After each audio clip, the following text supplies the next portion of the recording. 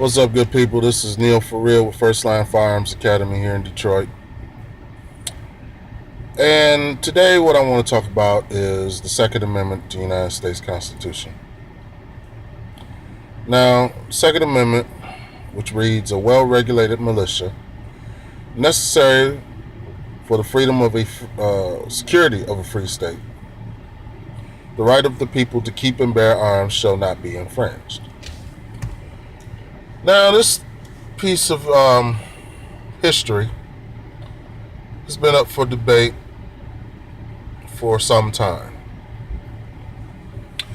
There's a Supreme Court case. I don't remember the exact name, but I will include an excerpt and the name of that case in the description, where the U.S. Supreme Court ruled that the Second Amendment is not required for that right to exist. The right to keep and bear arms is a natural right. That right actually exists regardless of whether or not the Constitution or the Second Amendment exists. And the reason why I say that, and I'm glad that the Supreme Court actually said that, is because, as a firearms instructor and a gun enthusiast, an open carry activist, I get a lot of people, saying, oh, it's a great way to stand up for your Second Amendment rights. Don't get it twisted. I'm pro-gun, but I'm not pro-Second Amendment. And what I mean by that is I'm not against the Second Amendment. What it is that I see the Constitution for what it really is, just a scribbling on a worthless piece of paper. People like to say, oh, the Second Amendment protects your right to carry a gun and keep and bear arms. No, it doesn't. And in fact, its protection is very limited. It's limited only to the federal government. If your state government wants to infringe on your right, the Constitution, the U.S. Constitution, does nothing for you.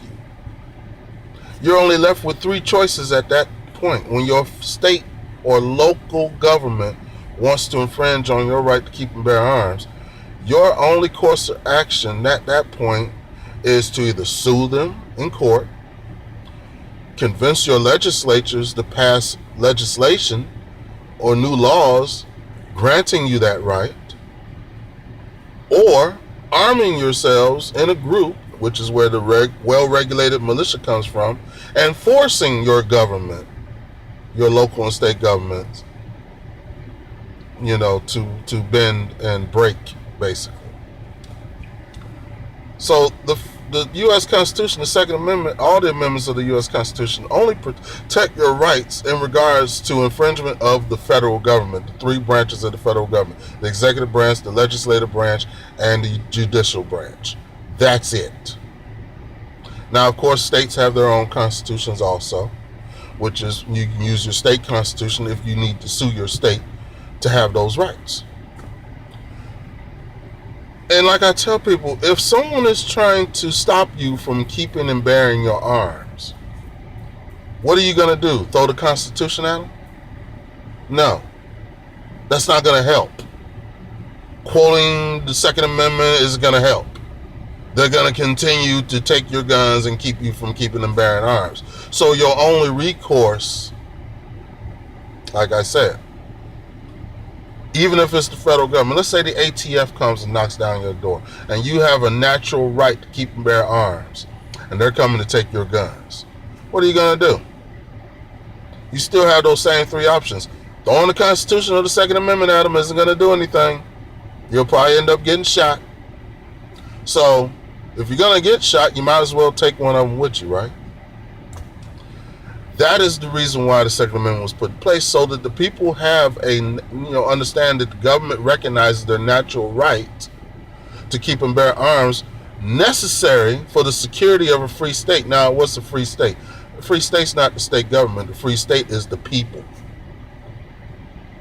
Necessary for the security of a free people. The right of those people to keep and bear arms shall not be infringed. Understanding that the federal government was only created because the states got together and united under one umbrella and said, hey, let's create a federal government to take care of all the stuff we don't want to deal with as individual states.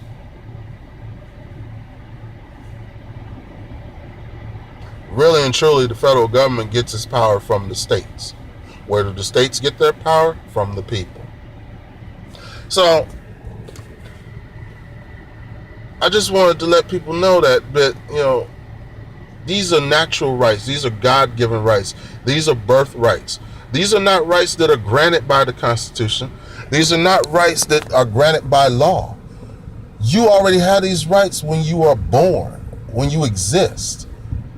And the only way to take those rights from you is to kill you. Don't let that happen. Defend your rights the same way you would defend your freedom and the same way you would defend your life with armed, deadly force. Now, a lot of people say, oh no, don't do that.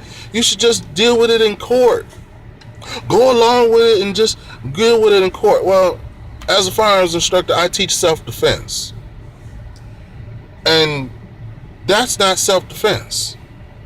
Self-defense is dealing with the situation right then and there. When you are faced with a threat, self-defense dictates that, in a lot of states where you have stand your ground or no duty to retreat, you have the option of dealing with it right then and there. As long as that threat is posing an imminent danger to your life of great bodily harm or rape. Well, let's face it, if they're trying to take your guns, they're trying to take your life, they're going to hurt you. So you have a right to defend yourself against that. It's unlawful. Not only is it unlawful under the laws, it's unlawful under just natural right. The basis of natural right and wrong. You don't do that. So the thing is, that's your natural right. Defend it as such. Don't rely on a piece of paper with scribbling on it to defend yourself. Oh, and what I was talking about, going to court is not self-defense. It's not. It's retaliation. Because what you're doing is you're allowing them to get away and do what they're going to do to you, and then you're going to go after them later. That's retaliation. That's vengeance. You shouldn't have to seek retaliation or vengeance. You should be able to defend yourself. Defend your freedom and defend your life and defend your rights against all threats, both foreign and domestic. So, once again, I will put the Supreme Court case in there for you to review. Leave your comments. I really don't care what you feel about me. I'm not doing this for likes. I'm not doing this for acceptance. This is what I believe. This is how I live my life. Now, as a firearms instructor, I teach safety. I teach self-defense. I teach marksmanship. But I don't necessarily teach people my personal beliefs. I let people do and believe as that, hey, if you want to fly the flag, go ahead. I don't. You want to pledge allegiance to it? Go ahead. I don't. You want to be pro-Second Amendment? Go ahead. I'm not. I'm just pro-gun and I'm pro-freedom and I'm anti-system. But understanding that I have to work within the system because this is the system I was raised in, and I'm still in the process of re-educating my mind and waking up and realizing that the system is based on control and not freedom. So, with that said, peace out. Always carry.